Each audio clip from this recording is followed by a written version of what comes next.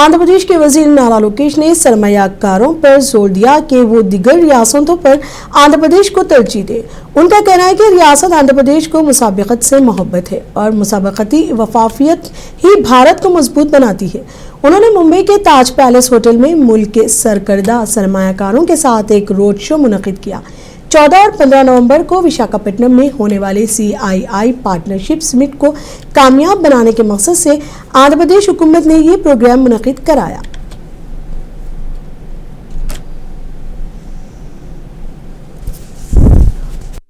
Over other states in India, and we are of course to compete. We love competition. We love to compete with other states. I believe that competitive federalism is very, very important for our nation. It makes us stronger. It makes us a lot more alert, and this is an exciting time. So I invite all of you to come visit us, be part of our partnership summit, 14th, 15th of November in Visakhapatnam. If I would sum up Visakhapatnam, it's like if Bangalore were to marry Goa and have a child, it's Visakhapatnam. It has best of both worlds. It's one of the most beautiful city, very hospitable people. There's great Aruku Valley. I'm sure all of you must be following. Aruku coffee has become very popular. So that's been a huge project again from the state. So it's next door. It's one of the strategically important city for India. It's going to be $1 trillion economic corridor that we're building it out to be. Amravati, a greenfield capital city, is again. Mr. Naidu has done Cyberabad. He's doing it all over again with Amravati and India's first 158 qubit quantum computer. Not India, South Asia's first. I'm sorry, I stand corrected. South Asia's first 158 qubit computer, quantum computer is coming to Amravati. And we're going to build the entire ecosystem around it. So a lot of exciting times, a lot of exciting projects. A lot of people ask me, what is the sector that you're focused on? It's too narrow for us.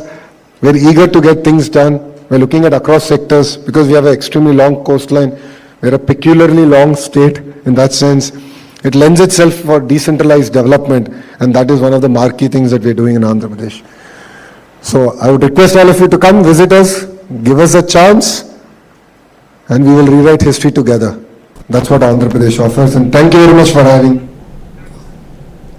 Vijayawada में मुनक्किदा स्वच्छता awards programme में वजीर आला नायडू ने शिरकत की। चंद्रबाबू नायडू ने कहा कि आंध्र प्रदेश को साफ सुथरा किए बगैर सुनहरे आंध्रा की तामीर मुमकिन नहीं। उन्होंने क्या कहा कि रियासत में यूज एंड थ्रो पॉलिसी नहीं बल्कि यूज रिकवर और री यूज पॉलिसी नाफिज की जा रही है। इस तकरीब में रियासती वज़रा पी नारायण, के पार्थसारथी, स्वच्छ आंध्रा कॉरपोरेशन के chairman Pattabhi, PCCB chairman Krishna समेत आला ओहदेदार शरीक हुए। वजीर आला ने 69 रियासती सतह और 1257 अजला सताई के अवार्ड्स म्यूनसिपैलिटीज, कॉरपोरेशंस, स्कूलों, अस्पतालों, सनायती इदारों, समाजी तंजीमों, सफाई कारकुनों और ग्रीन एम्बेसडर्स में तकसीम किए।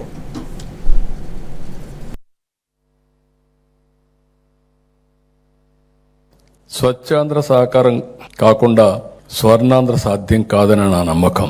అందుకే ముఖ్యమంత్రిగా ఎన్ని కార్యక్రమాలున్నా స్వర్ణాంధ్ర, స్వచ్ఛాంధ్ర అనే కార్యక్రమానికి శ్రీకారం చుట్టాం. ఈరోజు స్వచ్ఛాంధ్ర అనేది కేవలం నినాదం కాదు, దీన్ని ఒక ఉద్యమంగా, సాంప్రదాయంగా ముందుకు తీసుకుపోవాలి. ప్రతి నెల 3వ శనివారం నేను ముందే చెప్పాను. ఇక్కడికి వచ్చినప్పుడు హోమ్ కాంపోస్ట్ కానీ, source segregation, single use plastic నిషేధం, ఈ waste management, beat the heat, green Andhra Pradesh, ఇలా ఒక్కొక్క నెల ఒక్కొక్క సబ్జెక్ట్ తీసుకొని ప్రజల్లో చైతన్యం కల్పించాం.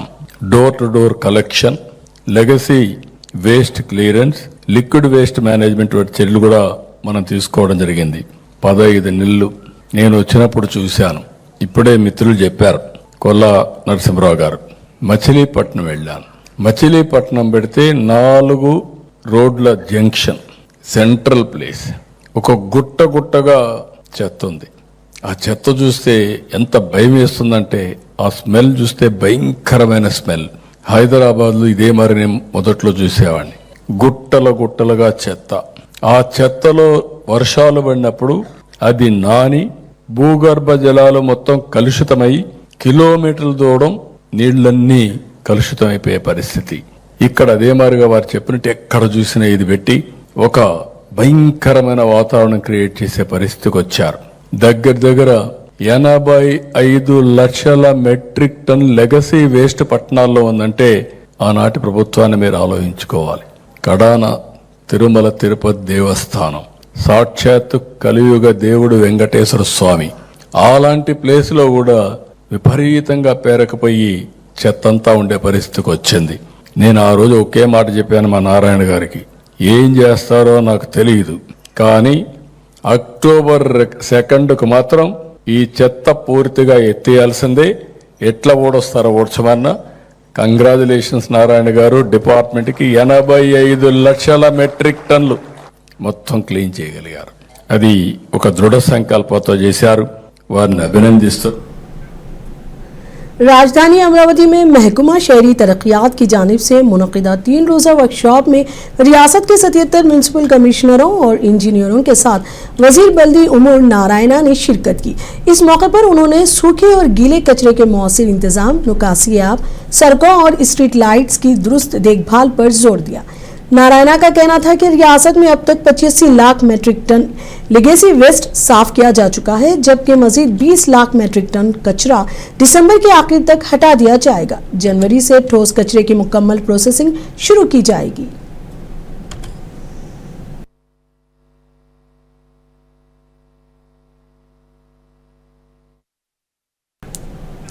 चीफ मिनिस्टर चंद्रबाबू नायडू ने सेक्रेटरिएट में रियल टाइम गवर्नेंस सोसाइटी के कामकाज पर मुनक़िदा जायजा इजलास की सदारत की। उन्होंने हुक्काम को हिदायत दी कि वो 16 अक्टूबर को वजीर आज़म नरेंद्र मोदी के श्री सैलम दौरे के लिए तमाम दरकार इंतजामात करें और ओवरवाकल में ड्रोन सिटी का संगे बुनियाद रखने की तमाम तैयारियां मुकम्मल कर लें। वजीर आला नायडू ने कहा कि सरकारी और खानगी शोबों में ड्रोन के इस्तेमाल में तोसी की ज़रूरत है, क्योंकि ज़राअत और तिब्बी खदमात जैसे शोबों में कई तरीक़ों से ड्रोन इस्तेमाल किए जा सकते हैं।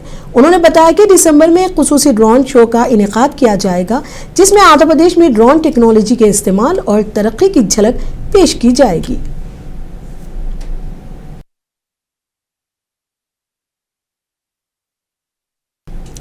वजीर आज़म नरेंद्र मोदी 16 अक्टूबर को करनूल दौरे पर आ रहे हैं। इस ज़िम्न में स्पेशल ऑफिसर वीराप्पा अंडियान ने जिला कलेक्टर डॉक्टर ए श्री और रियासती वज़रा के साथ शहर करनूल के मयूरी गार्डन में जलसायाम के इंतजामात का जायजा लिया। इस मौके पर रियासती वज़रा Satya Prasad, P Keshav, TG Bharath, BC Janardhan Reddy और दिगर मौजूद थे। वीराप्पा अंडियान ने जिलाई अहदेदारों को हिदायत दी है कि वो 16 अक्टूबर को वजीर आज़म के दौरे को कामयाब बनाने के लिए तालमेल के साथ काम करें। रियासती वजीर पी केशव ने तमाम महकमों के अहदेदारों से बात की और कहा कि वो एक दूसरे से मुकम्मल ताउन करें ताकि वजीर आज़म के दौरे को कामयाब बनाया जा सके।